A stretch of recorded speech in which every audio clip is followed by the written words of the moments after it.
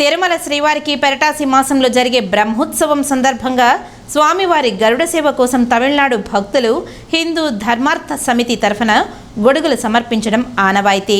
ప్రతి ఏడాదిలాగే ఈ ఏడాది తిరుమల గొడుగుల ఊరేగింపు కోసం చెన్నైలోని చెన్నకేశవ పెరుమాళ్ ఆలయంలో ప్రత్యేక ఏర్పాట్లు చేశారు. ఆలయంలో గొడుగులకు ప్రత్యేక పూజలు నిర్వహించిన అనంతరం గొడుగుల యాత్రను ప్రారంభించారు.